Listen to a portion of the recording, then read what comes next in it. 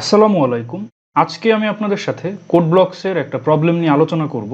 সেটা হলো আপনারা যখন কোডব্লকসে কোনো একটা কোড রান করবেন, স্ক্রিনে আপনারা দেখতে পাচ্ছেন environment error can find compiler executable in your configured search path for GNU GCC compiler.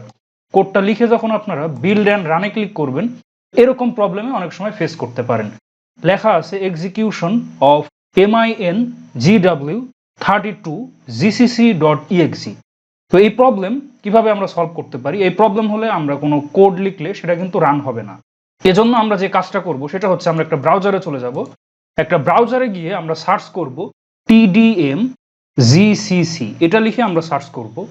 প্রথম যে সার্চ রেজাল্ট আপনারা দেখতে পাচ্ছেন TDM-GCC, এখানে চলে যাবেন এবং এই ওয়েবসাইটের লিঙ্ক আমি ভিডিও ডেসক্রিপশন বক্সে দিয়ে দিব। সেখান থেকেও কিন্তু আপনারা খুব সহজেই এই ওয়েবসাইটে ভিজিট করতে পারবেন। এই ওয়েবসাইটে আসার পরে ঠিক নিচে দেখতে পাচ্ছেন যে mingw.org based TDM-GCC 10.3.0.exe 60.2 MB। তো আপনারা নিচে যেটা দেয়া আছে এই অ্যাপ্লিকেশনটা আপনারা এখানে ক্লিক করবেন, তাহলে এটা ডাউনলোড শুরু হয়ে যাবে। দেখতে পাচ্ছেন আমাদের ডাউনলোড কিন্তু শুরু হয়ে গেছে, ডাউনলোড কিন্তু কমপ্লিট। এবার আমাদেরকে এটা ইনস্টল করতে হবে, এজন্য আমরা ওপেনে ক্লিক করব, দেন ইয়েস।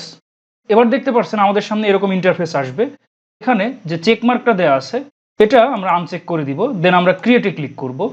এরপরে আমরা এটা কোথায় ইনস্টল করতে চাই, ফোল্ডারের নেম আমাদের জানতে চাচ্ছে বা সেই ডিরেক্টরি, এখান থেকে আমরা ব্রাউজে গিয়ে যে কোনো ফোল্ডারে আমরা রাখতে পারি, অথবা বাই ডিফল্ট যে ফোল্ডারে চলে যাচ্ছে সি ড্রাইভের TDM-GCC32 এই ফোল্ডারে কিন্তু চলে যাবে।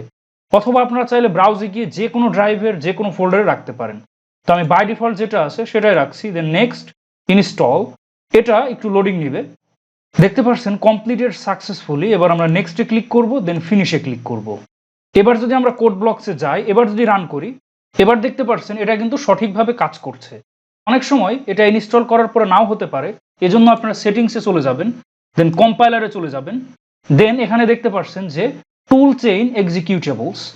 এখানে গিয়ে আপনারা যে কাজটা করবেন সেটা হচ্ছে আমরা TDM-GCC যে ফোল্ডার ইনস্টল করেছি, তো সেই ফোল্ডারটা এখানে আমরা সিলেক্ট করব। এজন্য আমরা ঠিক এই 3 ডটস এখানে চলে যাব। এখানে গিয়ে সেই ফোল্ডারটা দেখতে পাচ্ছেন সি ড্রাইভের TDM-GCC32 এই ফোল্ডারটা আমরা সিলেক্ট করব। অথবা আমরা অটো ডিটেক্ট করলেও এই ফোল্ডারটা কিন্তু আমাদের অটোমেটিক সিলেক্ট করে দিবে, দেন আমরা ওকেতে ক্লিক করব। এবার যদি আমরা রান করি তাহলে দেখতে পাচ্ছেন এটা কিন্তু খুব ভালোভাবেই কাজ করছে। পূর্বের ন্যায় ঠিক এরকম লেখা কিন্তু আমাদের দিচ্ছে না। এরকম প্রবলেম হলে কিন্তু খুব সহজেই এই প্রবলেমটা সলভ করতে পারবেন